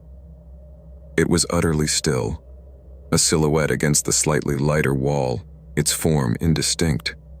My initial reaction was a jolt of fear, followed by a rational attempt to dismiss it. A coat on a hanger? A pile of clothes? My mind raced through every conceivable logical explanation, but the shape was too human, too upright, too purposefully positioned. It defied the randomness of discarded objects. My fingers trembled as I fumbled with the zoom function on the player. The image pixelated as I magnified it, but the figure grew larger, clearer in its terrifying ambiguity. It was still, so incredibly still, like a forgotten statue, a sentinel of decay. I couldn't make out any features, no face, no discernible limbs, just a dark, columnar shape in the oppressive shadows. And then, as if sensing my scrutiny, as if it knew I was there, watching from miles away, the figure seemed to subtly shift. It wasn't a sudden jolt, not a dramatic turn. It was a slow, almost imperceptible rotation, a languid pivot towards the camera's lens. My blood ran cold, a glacial flow through my veins. My mind screamed at me that it was a trick of the light, a distortion of the low resolution, a product of my sleep-deprived imagination. But a primal, guttural part of me knew otherwise. It was turning. It was looking. Even without a face, without eyes that I could see, I felt the weight of its gaze, a direct, unfiltered stare that pierced through the screen, through the miles, through the fabric of my own safe reality. It was an intrusion, a violation of the digital distance. A gasp caught in my throat, a dry, choked sound. My hand shot out, slapping the laptop lid shut with a desperate, clumsy force. The screen went black, plunging my room back into near-total darkness, but the image was burned onto the inside of my eyelids. The dark, unmoving shape in the corner, its slow, inexorable turn, the profound, unseeing gaze. It was a phantom limb of my consciousness, an indelible mark. I didn't open my laptop again for days. Not for that project, not for anything. The cybersecurity project was abandoned, a minor casualty in the face of a much larger, more terrifying dread. My professors were understanding, attributing my sudden disengagement to burnout. They couldn't have known the truth, the kind of truth that would brand you as unhinged, that would earn you pitying glances and hushed conversations. How could I articulate a fear that stemmed from a nameless, faceless presence glimpsed through a digital window? The image wouldn't leave me. It lingered, a phantom presence in the periphery of my vision. I'd be walking across campus, the sun bright on my face, and suddenly, I'd see it. The figure, turning, watching. I'd be in the library, surrounded by the comforting rustle of pages, and the memory of that oppressive silence, the faint static, would crawl into my ears, chilling me to the bone. My friends noticed my quietness, my increased jumpiness. "Clara, you okay?" They'd ask, their faces etched with concern. I'd offer vague excuses about stress, about the demands of the computer science program. How could I explain that I'd stared into an abyss and it had stared back? That the world, once so predictable, now felt subtly off-kilter? Sleep became a battlefield. I'd drift off, only to be yanked awake by a sudden, irrational certainty that it was in my room, standing in the corner, just out of sight. My eyes would dart to the deepest shadows, expecting to see that form materialize. I started leaving a light on, a small nightlight casting a weak glow. But even then, the shadows played tricks on my eyes, morphing into that familiar, terrifying silhouette. I'd lie there, rigid with fear, my heart hammering, until the first rays of dawn offered a fragile reprieve, a temporary banishment of the dread. The rational part of my brain, the part trained in logic and algorithms, tried to dissect it, to find a scientific explanation. A deep fake? A pre-recorded video designed to elicit a reaction? A sophisticated piece of psychological manipulation? But the sheer, unblinking stillness of the figure, the unsettlingly slow movement, the profound sense of being observed, it defied easy categorization. It felt too real, too raw, too deeply personal to be mere trickery. It was an experience that had burrowed into my very core. I started to check the locks on my apartment door multiple times before bed, a habit I'd never had before. Every creak of the floorboards, every rustle of the wind outside sent a jolt of adrenaline through me. I found myself scanning crowds, my eyes darting, searching for an unfamiliar face, a figure that seemed out of place, a shadow that lingered a moment too long. Paranoia, I knew, was a dangerous game, but it felt less like a game and more like a deeply ingrained survival instinct, a constant state of hypervigilance. My world had shrunk to the confines of my fear. One evening, I was cooking dinner, the comforting sizzle of oil in the pan the only sound in my small kitchen. I was chopping vegetables, my mind drifting, when I caught a flicker in the reflection of the darkened window above my sink. Just for a second. A dark shape, indistinct, in the yard outside. My hand froze, the knife poised midair. I strained my eyes, pressing my face close to the glass, but there was nothing. Only the familiar shapes of the trees, the faint glow of the streetlights. My breath hitched, a cold knot forming in my throat. It was just a shadow, a trick of the light, a product of my overactive imagination, wasn't it? My mind wrestled with itself, desperately clinging to logic. I forced myself to turn back to the cutting board, but my hands were shaking, and the image of that turning figure, faceless and terrifying, superimposed itself over the vibrant colors of the vegetables. I felt the cold sweat prickling on my skin, the knot of dread tightening in my stomach. The comforting familiarity of my home had been irrevocably tainted. The silence in my apartment, once a source of comfort, became a vast, echoing chamber for my anxieties. Every gust of wind rattling the windows sounded like a hand fumbling at the latch. Every distant siren seemed to be growing closer, its wail a prelude to something unspeakable, a grim fanfare announcing an inevitable confrontation. I knew, intellectually, that the dark web was a dangerous place.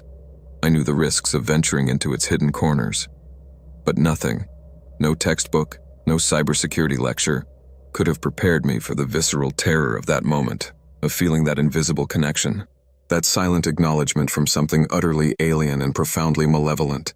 It was a breach of reality, a tear in the fabric of the ordinary.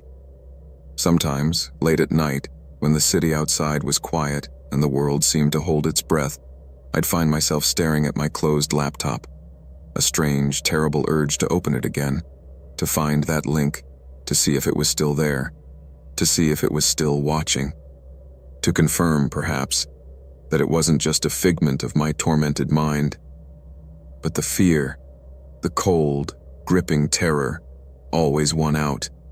I couldn't. I simply couldn't. The memory of that turning, unseeing gaze was enough. It was more than enough. It was everything. And sometimes, in the deepest part of the night, when the world was asleep, I still felt it, that silent, unsettling presence, just beyond the edge of perception, always there, always watching. The silence now holds a different meaning, a sinister undertone that I can never quite shake.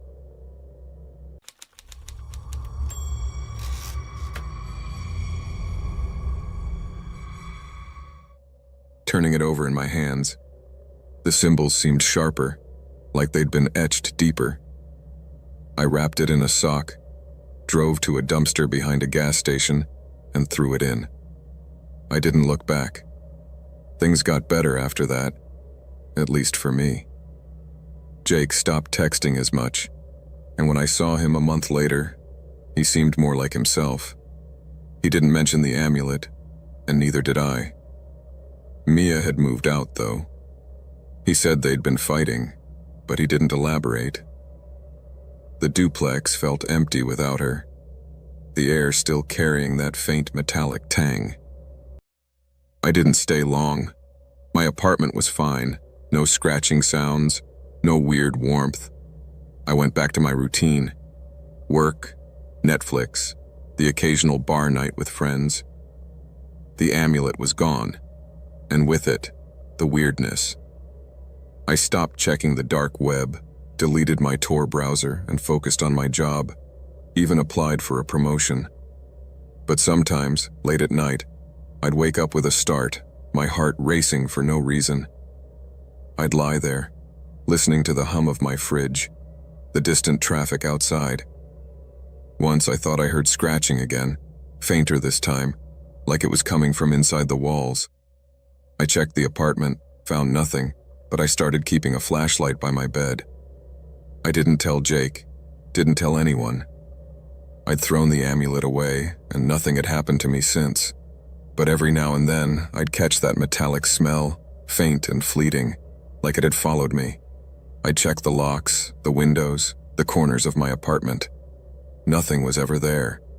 Or maybe I just didn't want to see it. The package wasn't supposed to mean anything. It was a stupid impulse, born out of too many beers and a late-night spiral down internet rabbit holes. I was 24, living in a cramped apartment in Pittsburgh, working a dead-end job at a call center while I figured out what to do with my English degree. My friend Jake, who lived across town in a duplex he shared with his girlfriend, was always bragging about his perfect setup. New furniture, fancy coffee maker, a life that felt light years ahead of mine. So when I stumbled across a dark web marketplace during one of my sleepless nights, I thought it'd be funny to mess with him. Not maliciously, just a prank to shake his smugness.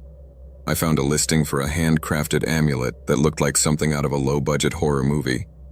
Brass, etched with weird symbols, cheap enough to justify the joke.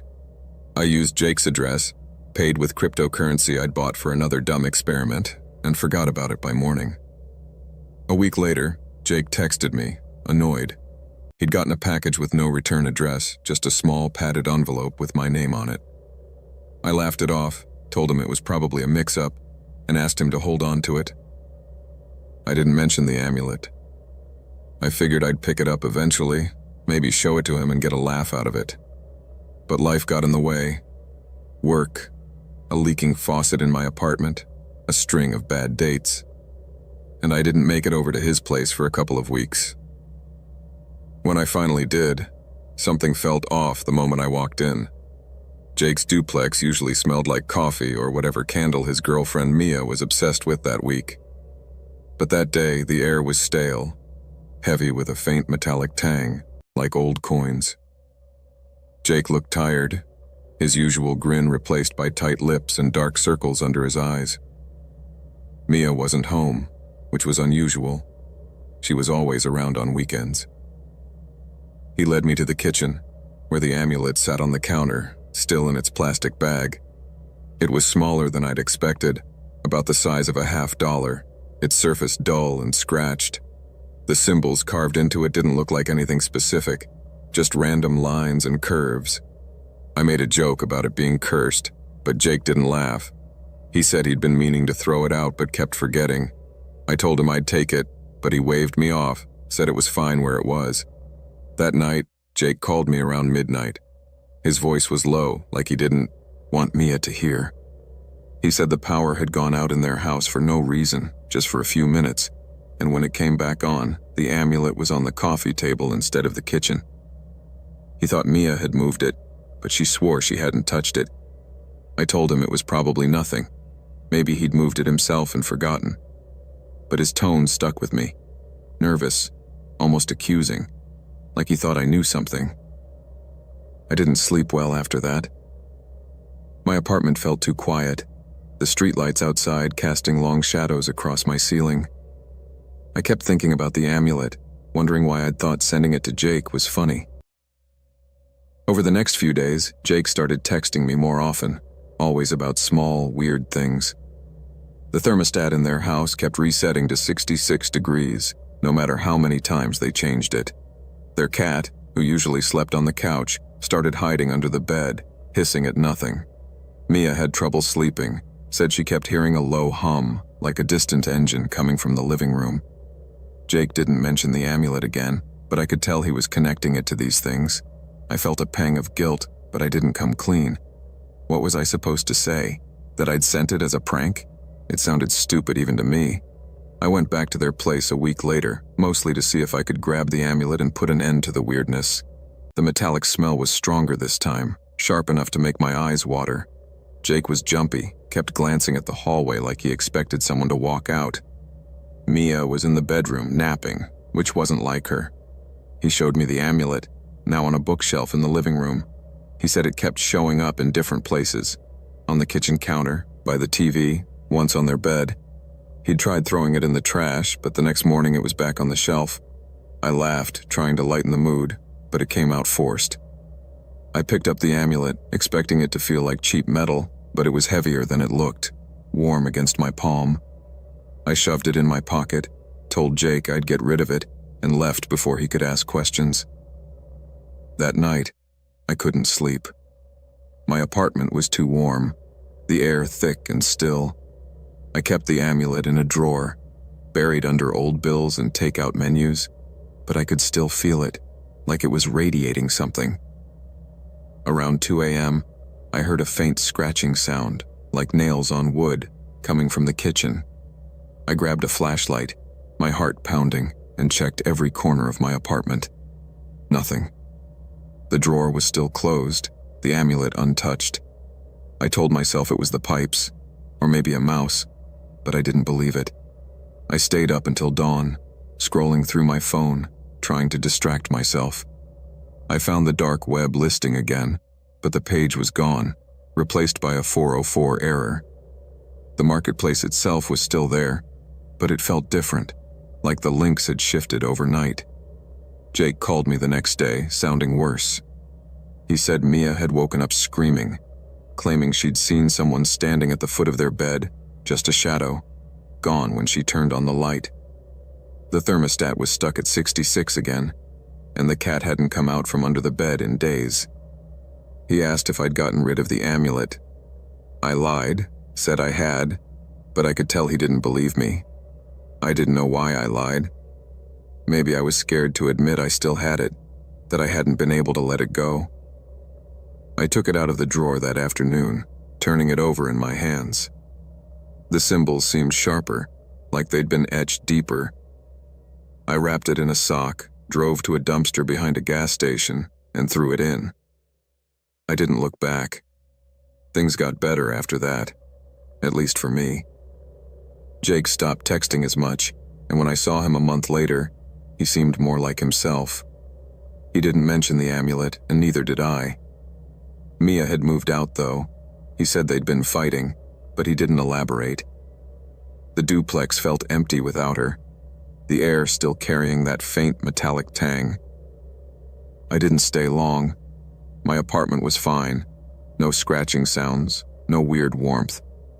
I went back to my routine: work, Netflix, the occasional bar night with friends. The amulet was gone, and with it, the weirdness.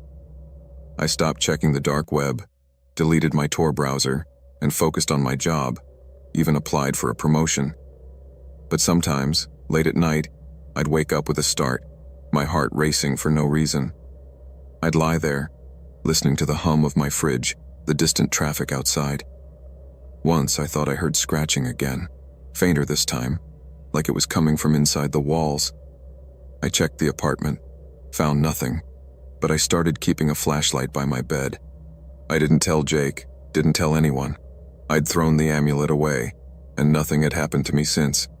But every now and then, I'd catch that metallic smell, faint and fleeting, like it had followed me. I'd check the locks, the windows, the corners of my apartment. Nothing was ever there. Or maybe I just didn't want to see it.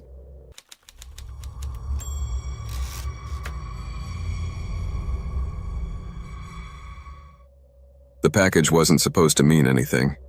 It was a stupid impulse, born out of too many beers and a late-night spiral down internet rabbit holes. I was 24, living in a cramped apartment in Pittsburgh, working a dead-end job at a call center while I figured out what to do with my English degree. My friend Jake, who lived across town in a duplex he shared with his girlfriend, was always bragging about his perfect setup. New furniture, fancy coffee maker, a life that felt light years ahead of mine.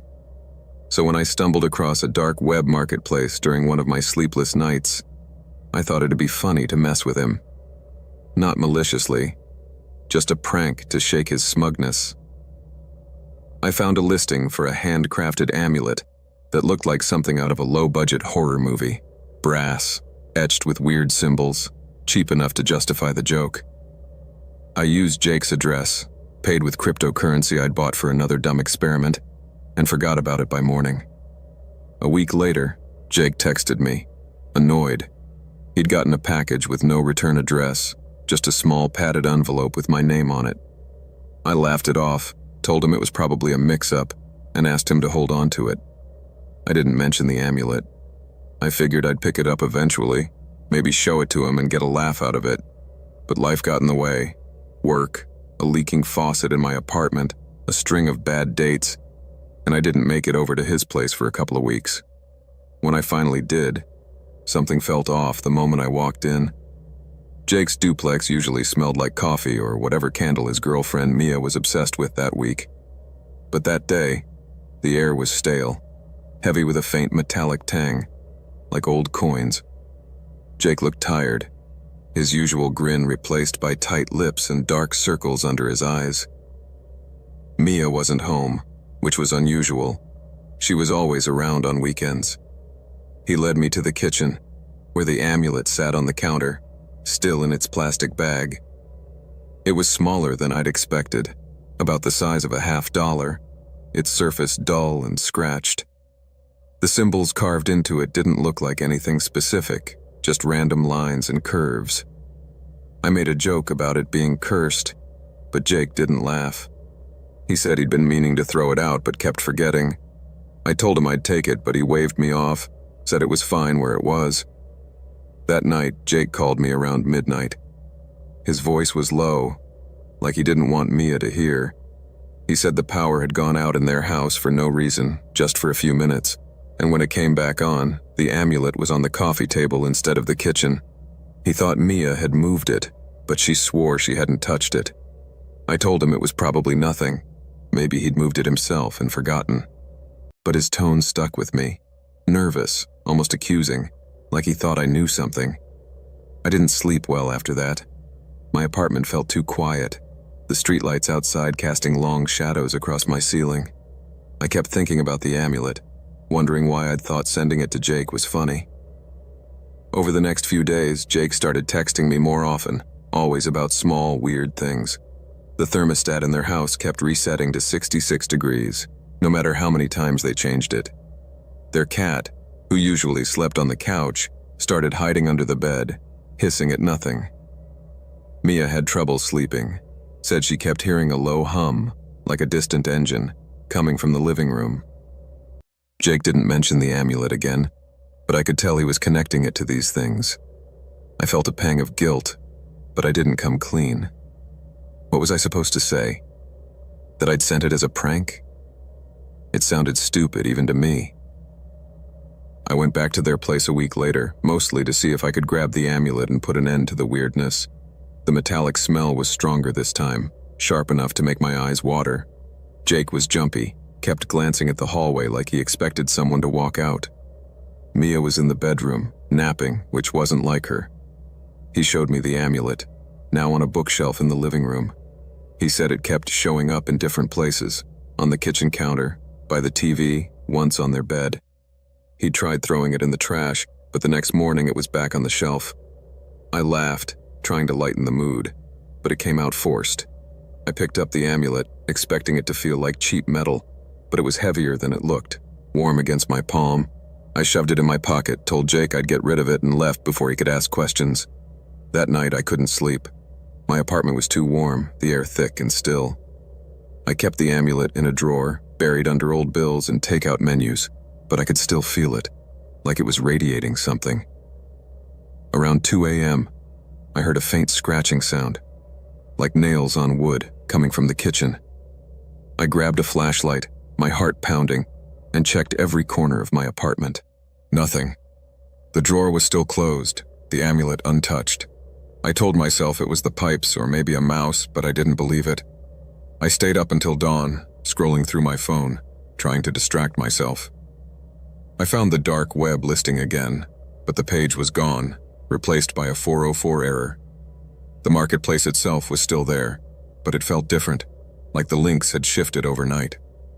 Jake called me the next day, sounding worse. He said Mia had woken up screaming, claiming she'd seen someone standing at the foot of their bed, just a shadow, gone when she turned on the light. The thermostat was stuck at 66 again, and the cat hadn't come out from under the bed in days. He asked if I'd gotten rid of the amulet. I lied, said I had, but I could tell he didn't believe me. I didn't know why I lied. Maybe I was scared to admit I still had it, that I hadn't been able to let it go. I took it out of the drawer that afternoon, because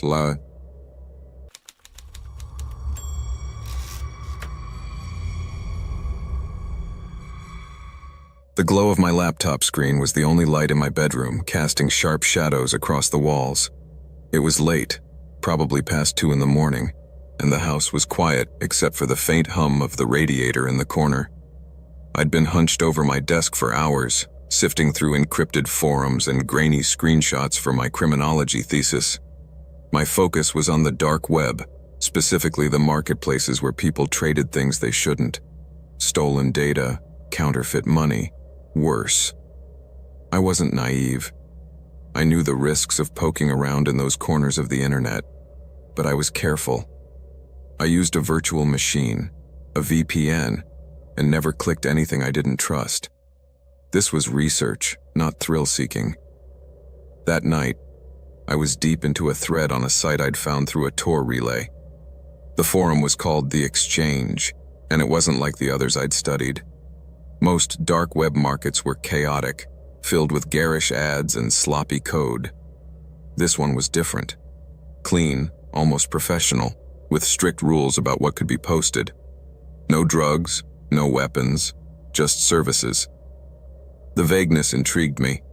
I scrolled through posts offering things like discreet surveillance or custom data retrieval. Some were more cryptic, like one titled Personalized Solutions, Inquire Within. The user, Fixer17, had no profile details, just a string of positive reviews from anonymous accounts. I took a screenshot, added it to my notes, and kept digging. The deeper I went, the stranger it got. One thread caught my eye. Location services, guaranteed precision.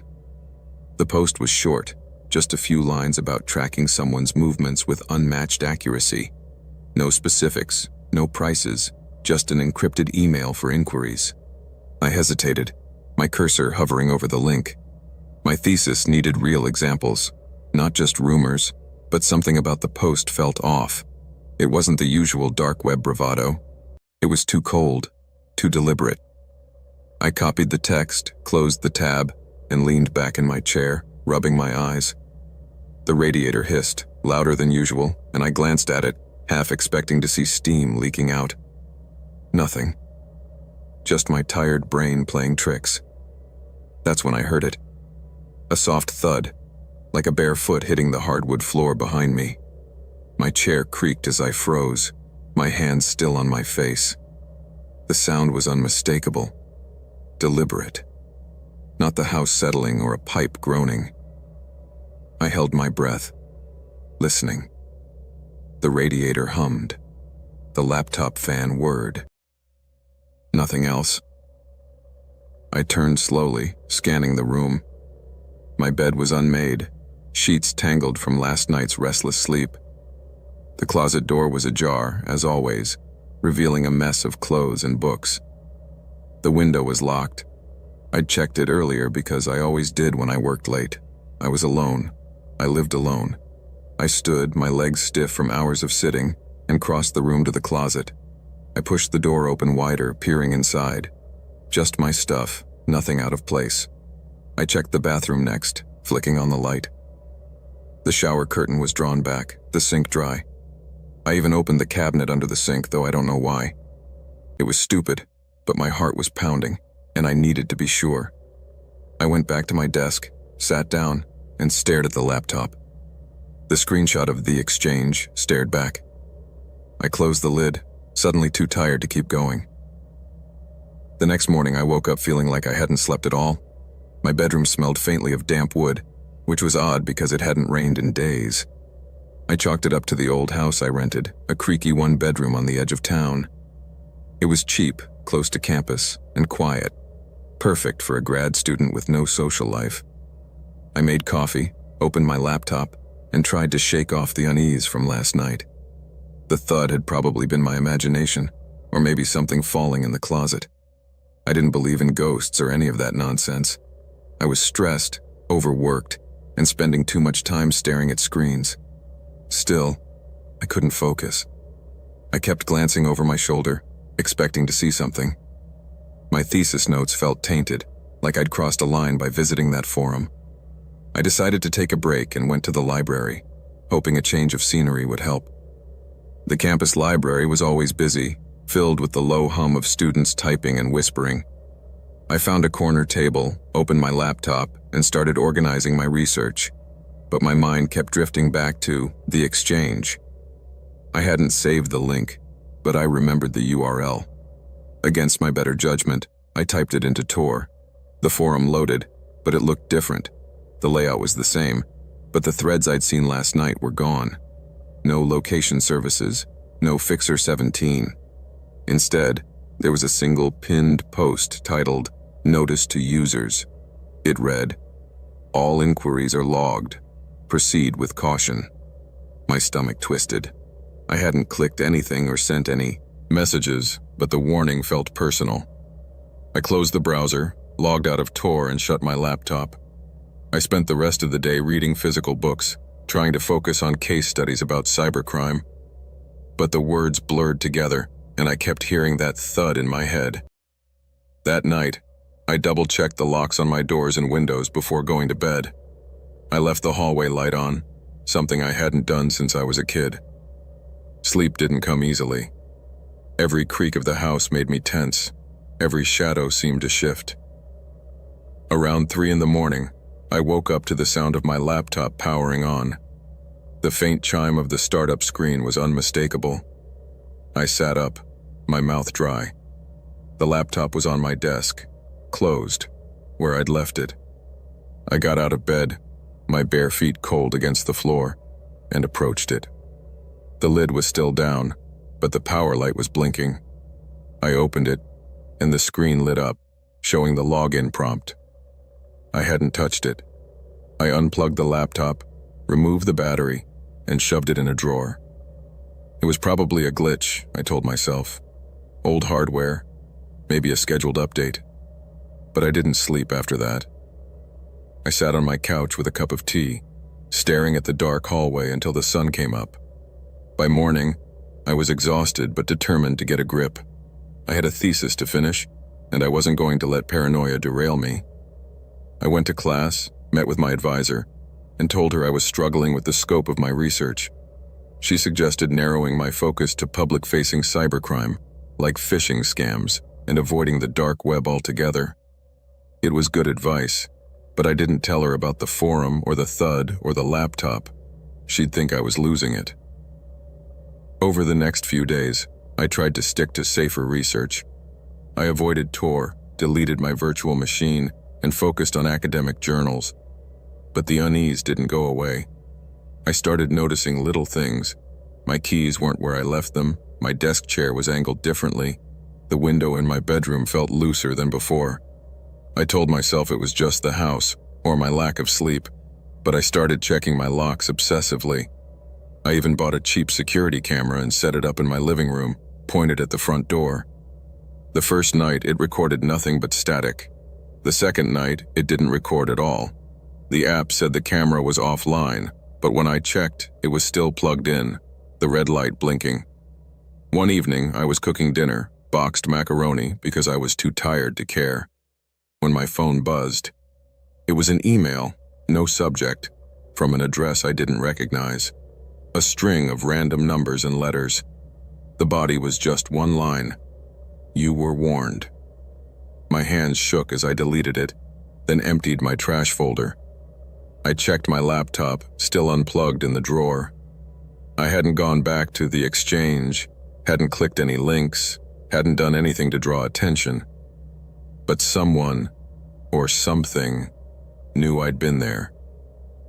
I considered calling the police, but what would I say? That I heard a noise once, my laptop turned on by itself, and I got a creepy email? I'd sound like a paranoid student who'd spent too much time online. Instead, I called my friend Matt, who lived a few blocks away. I told him I'd been stressed and asked if he could crash at my place for a night. He didn't ask many questions, just showed up with a six-pack and a sleeping bag. Having him there helped. We talked about my thesis, about his job at the campus bookstore, about anything except what was freaking me out. He didn't notice anything weird, and I didn't hear any thuds or see any shadows. For the first time in days, I slept through the night. Matt left the next morning, and I felt better, like maybe I'd overreacted. I went back to my routine, classes, library, thesis work. But I couldn't shake the feeling that I was being watched. Not in an obvious way, not like someone was standing outside my window, but like someone knew where I was, what I was doing. My phone started acting up, apps crashing, notifications for emails I hadn't received. One night I found a new folder on my desktop labeled Research. Inside was a single text file with my home address, typed out like a note to myself. I hadn't created it. I moved out a week later. I didn't have much money, but I found a sublet closer to campus, a room in a house with 3 other students. I told my landlord the place had electrical issues, which wasn't entirely a lie. I didn't go back to the exchange or any other dark website. I rewrote my thesis proposal, focusing on social engineering scams, and my advisor approved it. The new place was louder, messier, but it felt safer. No thuds, no emails, no mysterious files. I started sleeping again, though I kept the hallway light on. But sometimes, late at night, I'd wake up with a start, certain I'd heard something, a footstep, a breath, a door clicking shut. I'd check my phone, my laptop, the locks. Nothing was ever there. I didn't tell anyone.